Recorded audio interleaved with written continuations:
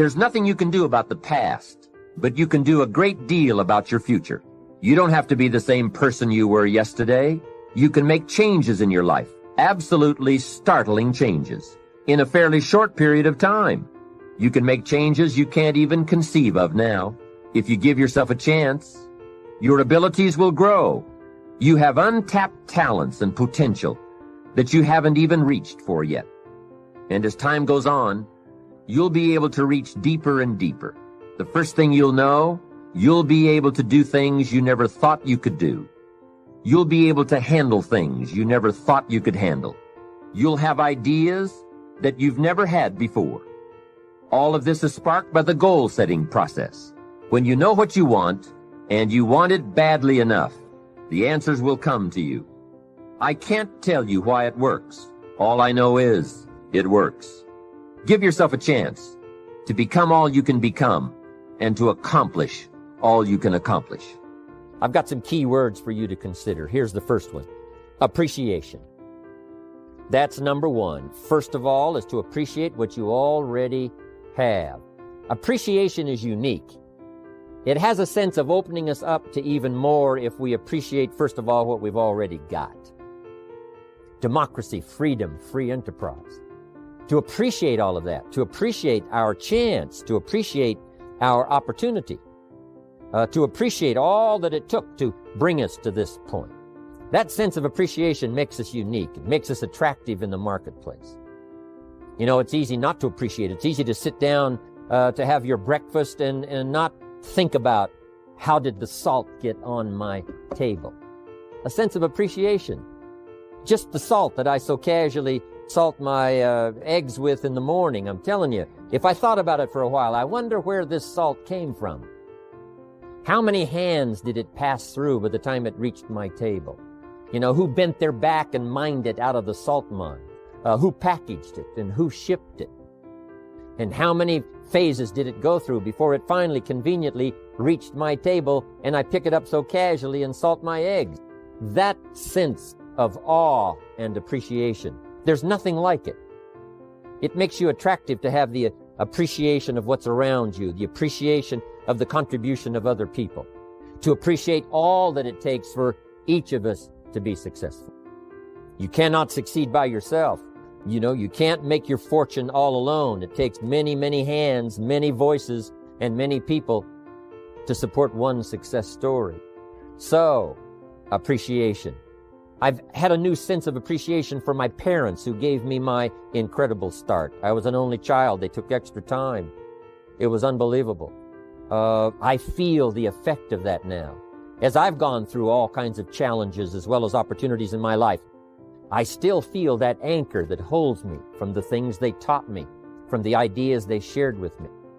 The fact that they cared, the fact that they gave me that incredible foundation, it serves me today.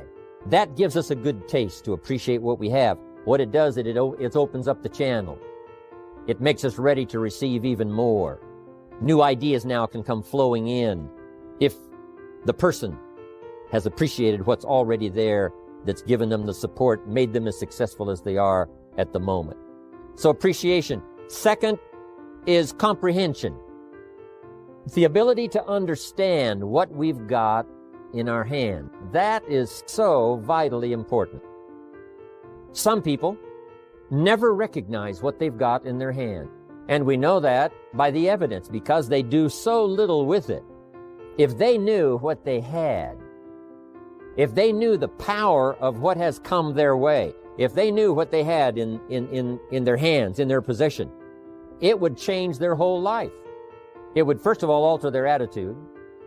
Second, it would give them a vision of the future that they never had before. Just a sense, a recognition, a comprehension, an understanding. And all of us have the ability to do that, to understand and comprehend what we've got. Just think about all of the parts of this opportunity. The people, the product, the opportunity, all of the list of things that you've got now in your hands to use as the ways and means to transform your life and build your future. You know, a lot of people have dreams, but they dare not dream too much because they don't have the ways and they don't have the means. They don't have the opportunity. They don't have the tools at their disposal. They don't have the influence. They don't have the training. They don't have the teaching. They don't go to classes like we do. They don't have the benefit of other people's experience like we have. When we look at all of that, we ought to really try our best to comprehend what all we've got. Because if we truly see what we've got in our hands, we'll probably multiply what we can do with it in the future by 2, by 3, by 5, by 10. So that's a key word for developing leadership: comprehension. Here's the next word: opportunity. You've got to be able to see opportunity. Opportunity all around you. Opportunity of where you are. Opportunity of the people who can use the products that you've got, who can use your opportunity. Use your opportunity in terms of marketing. Seeing the opportunity. If we're blind to the opportunity, it doesn't matter how valuable the products are, and it doesn't matter how valuable the system is. If you can't see the opportunity, it all gathers dust. It all goes to waste. You've got to see opportunity in every person you meet. That could be another person. That could be another Mark Hughes. That could be another future president's team member. Learn to see the opportunity that's right around you. It's easy to get busy and sort of blinded and just walk along and not see what's possible and what's available. The reason I'm here today is because I saw the opportunity. An opportunity to expand my vision, an opportunity to refine my skills, an opportunity to meet people I'd never met before, an opportunity to go places I'd never gone before, an opportunity to become valuable to an institution, an opportunity to enhance my own powers of development so that I could serve other people. I recognize this opportunity. It's why I'm here today. It's why I'm talking to you today. If I hadn't have seen the opportunity, I'd have passed, been doing something else probably mediocre. But here I am in a very splendid position, an unusual position, having an opportunity to use my experience and influence and skills to touch the lives in the future of millions of people. I saw the opportunity. I took advantage of it. And I want you to be able to do that too, be able to see the opportunity. Now here's what's next. And that is integrity. Integrity means those inner qualities that you do not compromise. The inner qualities that keeps you steady when sometimes everything around you is falling apart. The integrity that helps you to maintain character. All of those qualities that give you a chance to be better than you are at the moment on into the future. Integrity within yourself. Integrity within the way that you do business. Integrity within the way that you operate and conduct the business of the day. That's vitally important in the development of leadership. Next is morality. There's a right way and a wrong way. Civilization is simply a matter of suppressing that dark side of our nature and appealing to the bright, positive side of our nature. And that becomes sort of a moral code, not to yield to the temptation of doing ill to someone else, but rather appealing to the high side of our nature. President Lincoln, who was one of the presidents of America, said, hopefully we will listen to the better angel of our nature that appeals to the high side, that says, sure enough, there is something to be said for morality, the right and the wrong. But let us constantly work toward developing ourselves on the moral side of doing what's right. And one of the best teachers of the morality is your own conscience. That little small voice inside that tells you you've crossed the line, that tells you this wouldn't be the right words to use. This would not be for the betterment. This would not be win-win. This is going to destroy. This is not going to develop. To listen to that inner voice so that we can stay on moral course. It's the challenge Mark has. It's the challenge the company has. It's the challenge all of us has, to stay on the moral course of doing it right. The morality of the marketing system. Doing it right. Very important. There's no need to compromise that position and be tempted to do it wrong. Here's another one. People. One of the most important words in the vocabulary of leadership is people.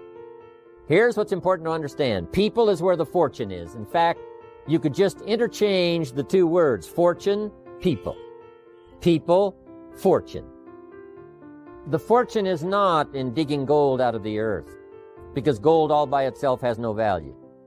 Nothing has a value unless a human being gives it value. What value is gold? You can't eat it. What value is everything else unless human beings give it value? To understand that people is where the fortune is. Developing customers who are people, developing distributors who are people. I talked to a banker one time and he said, I'm in the banking business. And I said, well, does a corporation borrow money from you? You know, do the banks and the offices and the office chairs and the systems of the corporation borrow the money? And he said, no, someone from the company comes and fills out a loan and I loan money to the company. Then I said, really what you're in is the people business. You're not in the money business or the banking business, you're in the people business. And so it's true with all of us. We're in the people business. A unique sense of appreciation. When I first saw this kind of marketing at age 25, I said to myself, if it's unlimited, the people I can introduce to the business, then I shall become wealthy. Because something told me, and I didn't have the full education back then, but something told me that if I found a way to provide benefit for someone else, I could earn money. Something told me. I must have gotten it from my parents, some of my early training that said people is where the fortune is. So that's where you have to take great care in your business. Yes, take care of your money. Yes, take care of your system. Take care of the setup. Take care of the meetings. Take care of all the details. But here's what you've got to do if you really want to make a fortune. Take care of your people. Because people is where the fortune is. If you help them grow, they'll help you grow. If you develop them under you, they will lift you up.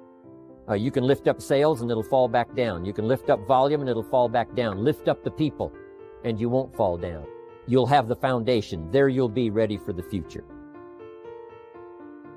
Develop these 5 abilities as part of your personal development quest. Here's the first one. Develop the ability to absorb. The ability to soak it up like you're doing today. Be like a sponge. Don't miss anything. And not just the words. It's true, don't miss the words, but don't miss the atmosphere. Don't miss the color. Don't miss the scenario. Don't miss what's going on. Most people are just trying to get through the day. Here's what I want you to be committed to do. Learn to get from the day. Don't just get through it, get from it. Learn from it. Let the day teach you. Join the University of Life. What a difference that'll make in your future. Commit yourself to learning. Commit yourself to absorbing. Be like a sponge. Get it. Don't miss it. I've got a personal friend of mine who's so gifted in this area. I think he has soaked up and remembers everything that's ever happened to him. He can tell you as a teenager where he was and what he did and what he said and what she said and how they felt and the color of the sky and what was going on that day. And the reason is because he gets it. He gets it. He gets it. I'm telling you, it's more exciting to have him go to Acapulco, come back and tell you about it, than it is to go yourself. He's unbelievable.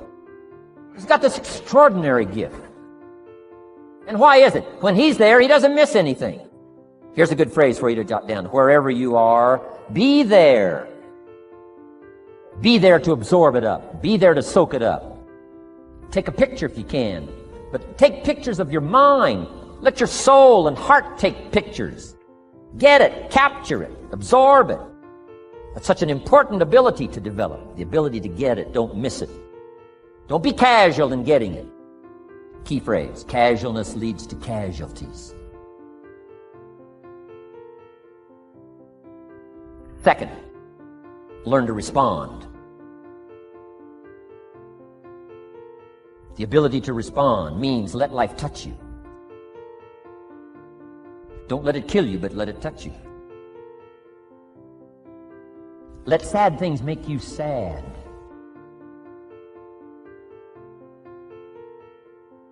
Let happy things make you happy. I'm telling you, give in to the emotion. Let the emotion strike you, not just the words, not just the image. Let the feeling strike you. Let the emotion strike you. Here's what's important. Our emotions need to be as educated as our intellect. Our emotions need to be educated as well as our intellect. It's important to know how to feel. It's important to know how to respond. It's important to let life in, let it touch you.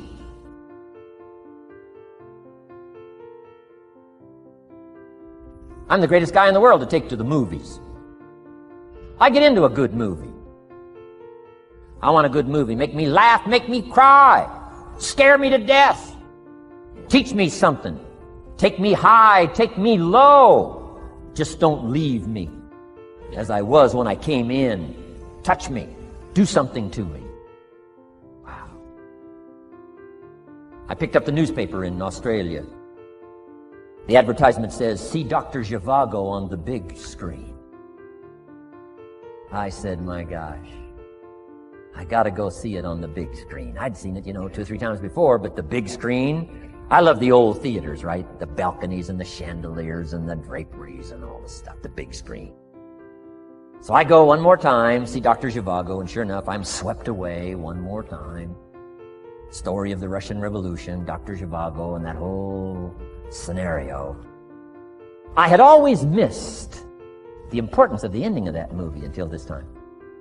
The other times I missed it. I'm telling you, this time, I got it. Comrade General said, "Tanya, how did you come to be lost?" After he'd found her, right? Said, "How did you come to be lost?" And she said, "Well, I was just lost." He said, "No, how did you come to be lost?" She said, "Well, we were, the city was on fire when we were running to escape, and I was lost." He said, "No, how did you come to be lost?" And that's what she didn't want to say. He finally pressed her again, "How did you come to be lost?" And he said, "Well," she said, "Well, while we were running through the city and it was on fire, my father let go of my hand and I was lost." That's what she didn't want to say. Comrade General said, "Tanya, that's what I've been trying to tell you. Komorowski was not your real father. He was not. I'm telling you, I've been looking all over for you, and I think I found you. This man, my relative, Dr. Zhivago, the poet, I'm telling you, he was your father." And Comrade General said, "Tanya, I promise you this, if this man, your real father, had been there, I promise you, he would never have let go of your hand." And I got it. This time I got it. The other times I'm eating popcorn waiting for the movie to finish. I'm asking you to get it. Absorb and respond. Now here's the third ability. Develop the ability to reflect. Reflect means go back over. Study it again. Go back over these notes that you're taking today. Go back through the cassettes one more time. Read the text one more time. But there's more to it than that. Go back over your day. I call it run the tapes again, so that the day locks in firmly. Here's some good times to reflect. 1, at the end of the day. Take a few minutes at the end of the day. Go back over the day. Who'd you see and what'd they say and what happened? How'd you feel? What went on? So that you capture that day. A day is a piece of the mosaic of your life. Number 1, don't treat it casual. Number 2, get from the day. And then number 3, go back over the day so that it locks in that experience, the knowledge, the sights, the sounds, the panorama, the color motion picture of the day. Just lock it in so that it will serve you for the future, having that day, not missing it. Next, take a few hours at the end of the week, called time to reflect. Go back over your day timer, go back over your calendar, go back over your appointment book. Where did you go and who did you see and how did it feel and what went on? Capture that week. A week is a pretty good chunk of time. Next, take half a day at the end of the month, called time to reflect.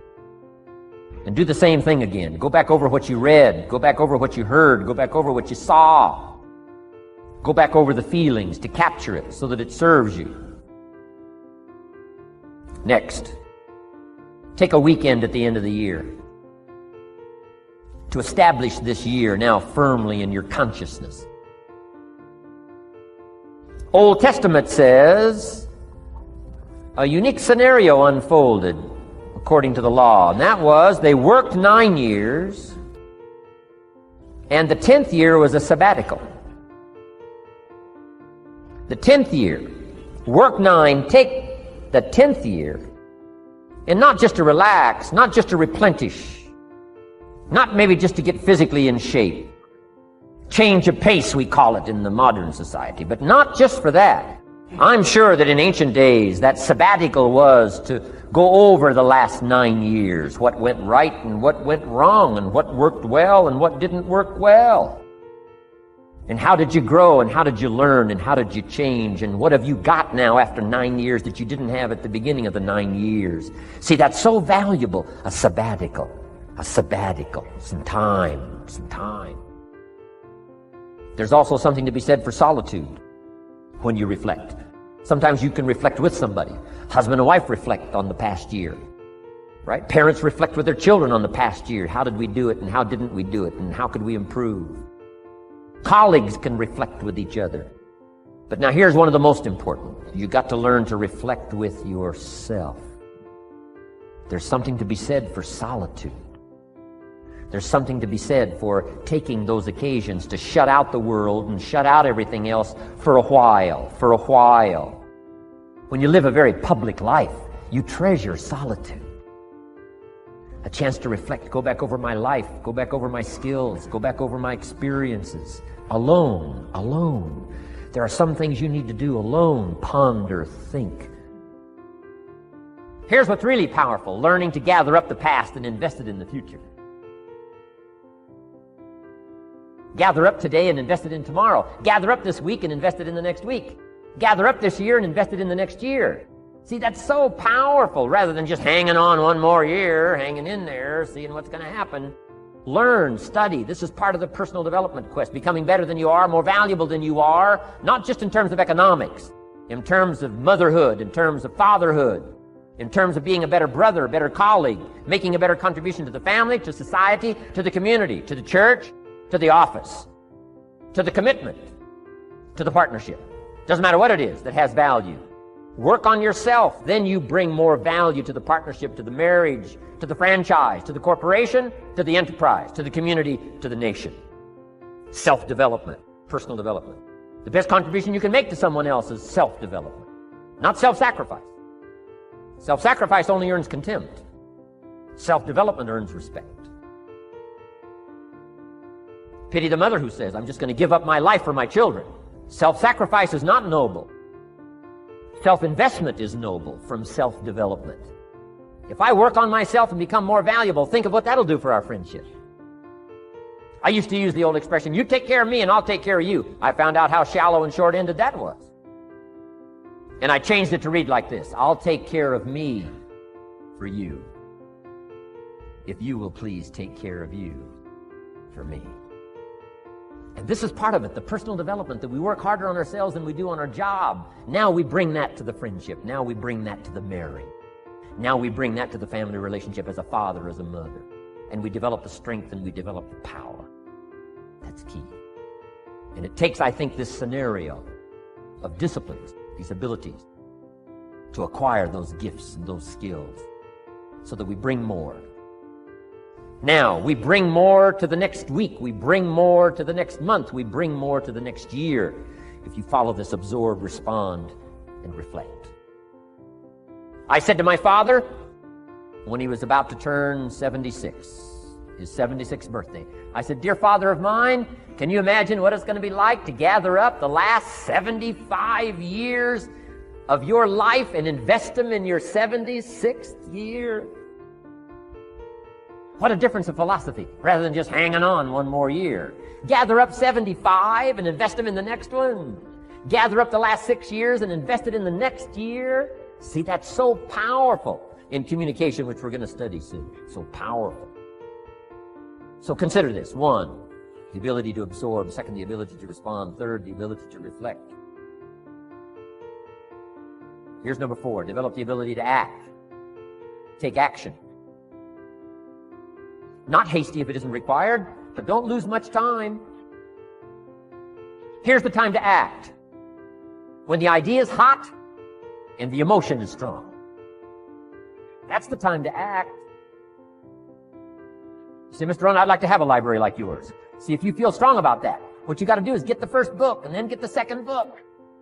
Before the feeling passes and before the idea gets dim, action pronto, action immediate, action as soon as possible. Because if you don't, here's what happens. We call it the law of diminishing intent.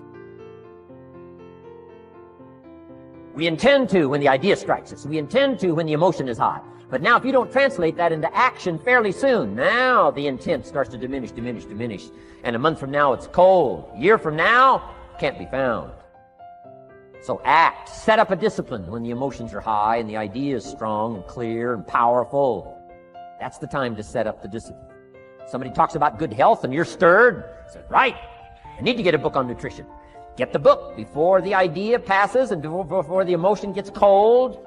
Go for the book. Start the library. Start the process. Fall on the floor. Do some push-up.